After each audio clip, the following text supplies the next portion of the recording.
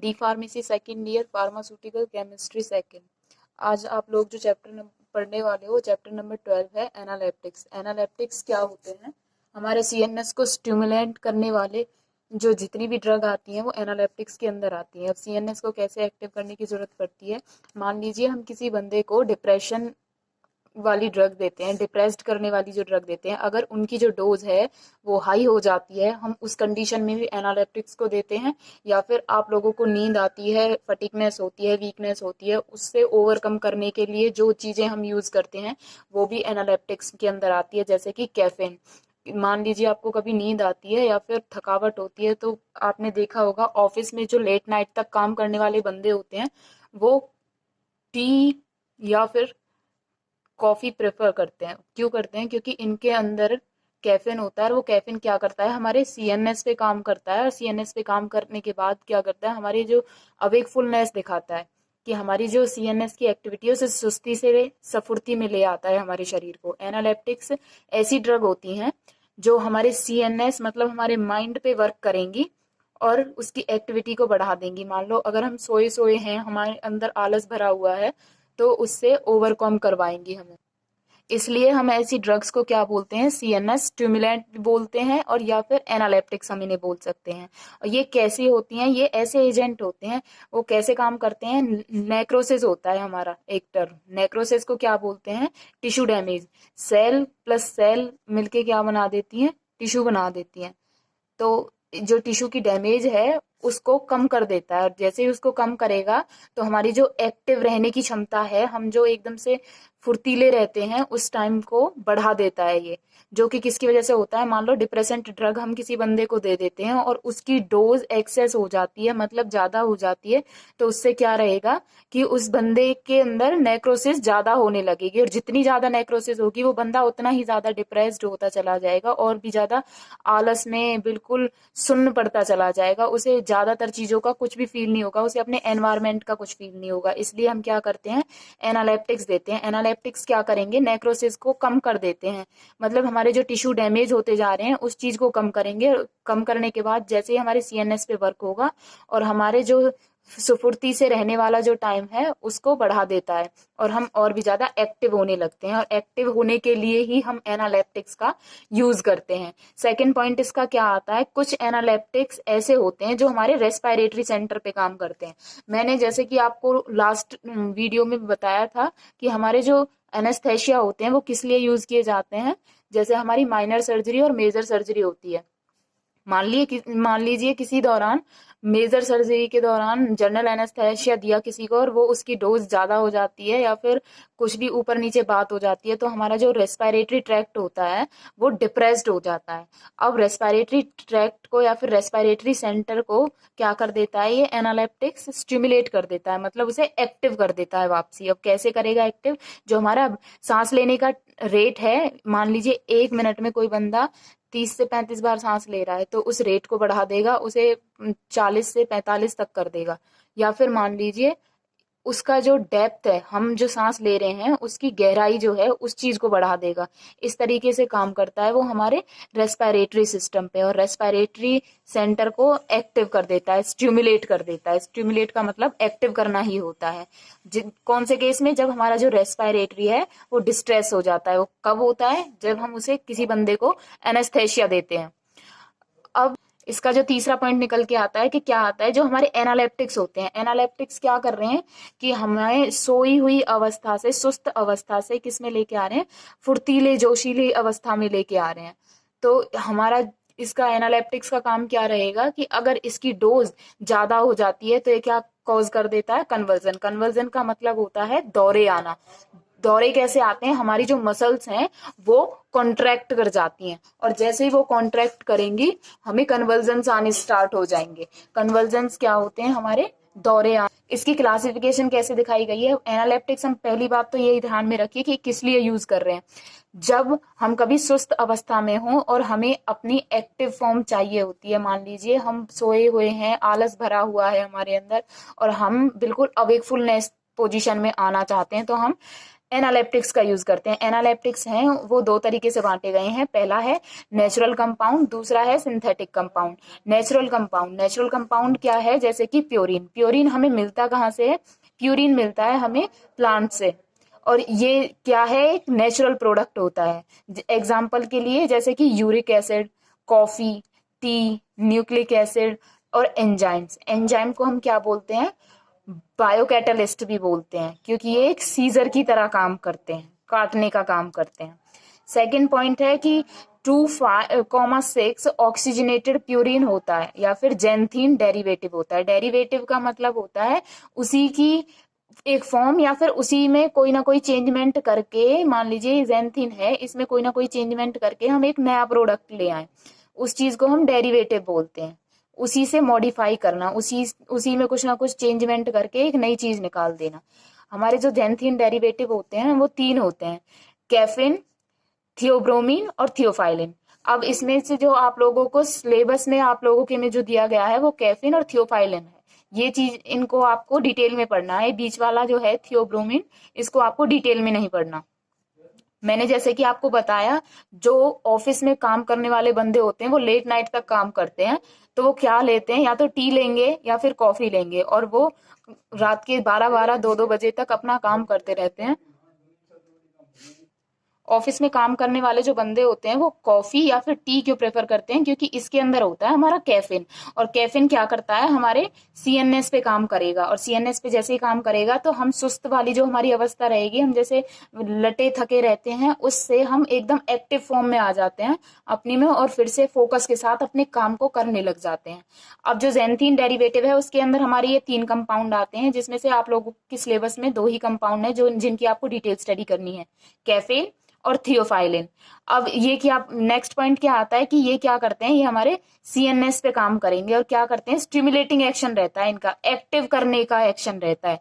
ये जो stimulating action रहेगा वो किस चीज में हेल्प करेगा, आपकी फटीकनेस का मतलब होता है थकावट, और आपकी स्लीपनेस, आपको नींद नहीं आने देगा, और जिस आपको नींद नहीं आने देगा तो मेंटल अलर्टनेस होगी, जिससे कि फोकस के साथ आप अपना काम कर सकोगे। अब इसका नेक्स्ट जो पॉइंट आता है वो होता है कि जेंथीन डेरिवेटिव के जो ये 3 एग्जाम्पल हैं, इनमें से कैफीन सबसे ज्यादा पोटेंट होता है। पोटेंट का मतलब होता है कि सबसे अच्छा काम करने वाला, जिसका जो रिजल्ट है वो एकदम।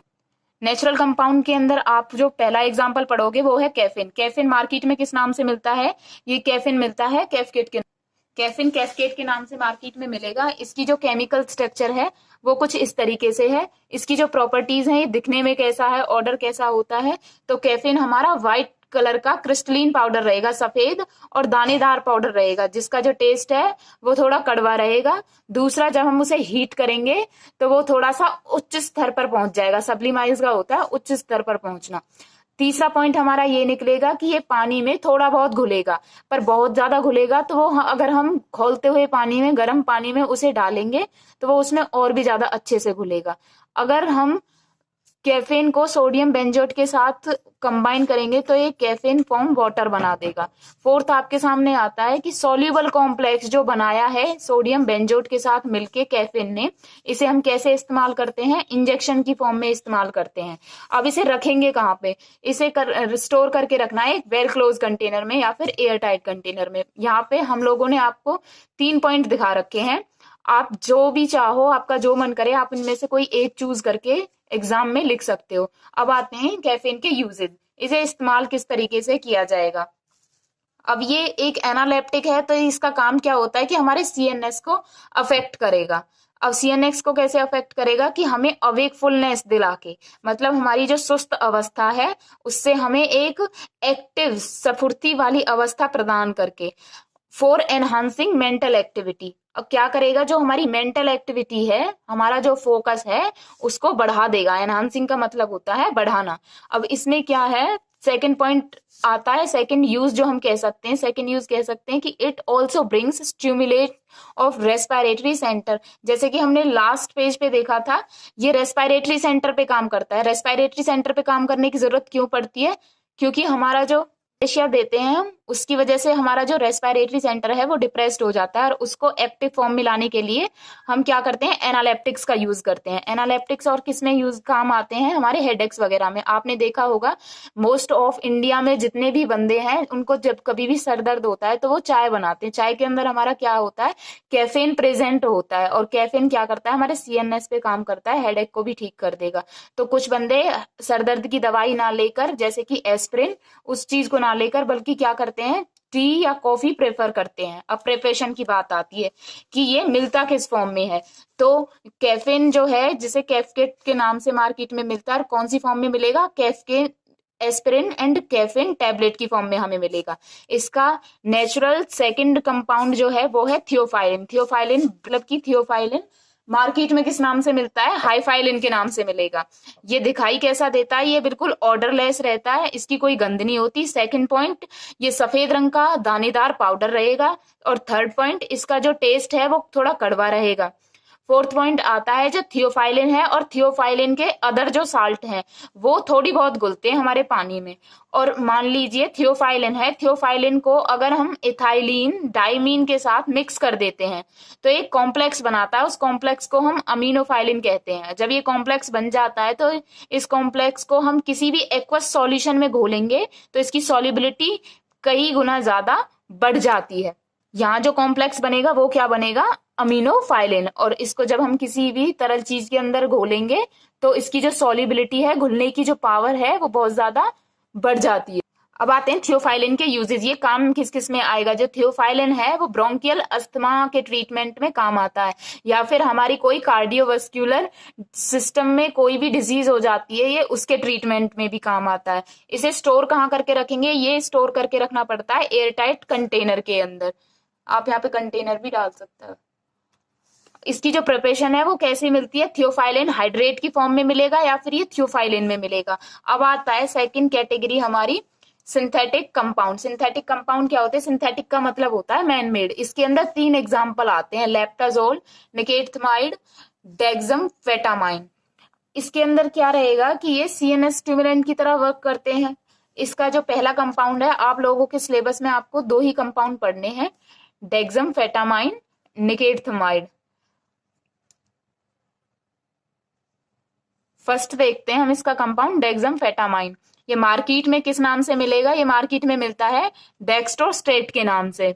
इसकी प्रॉपर्टीज क्या है, डेक्समफेटामाइन फॉस्फेट कैसा दिखाई देता है, व्हाइट कलर का दानेदार पाउडर रहेगा। सेकंड इसकी जो प्रॉपर्टी है वो ये कि ये इसकी कोई भी गंध नहीं रहेगी, ये ऑर्डरलेस रहेगा। थर्ड है कि इसका जो टेस्ट है वो कड़वा रहेगा। फोर्थ है ये पानी में ठीक से घुल जाता है। यूजेस आते हैं डेक्समफेटामाइन को यूज कैसे करेंगे हम, तो डेक्समफेटामाइन एक पावरफुल स्टिमुलेट एक्टिविटी देता है, मतलब कि बहुत अच्छे तरीके से हमारी बॉडी को एक्टिव फॉर्म में लेके आएगा। सेकंड इसका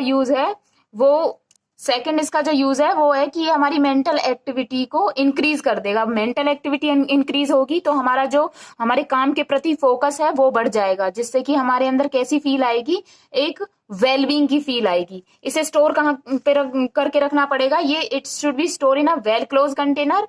80 मीन्स एयर टाइट कंटेनर। इसकी जो प्रिपरेशन है ये मार्केट में किस फॉर्म से मिलेगा, ये मिलेगा डेक्समफेटामाइन टैबलेट की फॉर्म में। आपका जो सेकंड इसका कंपाउंड आता है वो आता है निकेथमाइड। इसको ब्रांड नेम क्या है इसका, मतलब ये मार्केट में किस नाम से मिलेगा, ये मार्केट में कोरामाइन नाम से मिलेगा। इसकी जो प्रॉपर्टीज हैं, ये कलरलेस रहेगा और या फिर slightly yellow oily liquid form में। आपको एक चीज इसके अंदर देखनी है, इससे पहले जितने भी कंपाउंड आए थे वो सभी क्रिस्टलीन पाउडर फॉर्म में मिल रहे थे, लेकिन ये सिंगल ऐसा कंपाउंड है जो ऑयली लिक्विड फॉर्म में मिलेगा। इसका जो ऑर्डर है वो बहुत ही अलग सा रहेगा। कैरेक्टरिस्टिक का मतलब होता है एक अलग सा, ऑर्डर का मतलब होता है स्मेल, जिसे हम गंध बोल सकते हैं।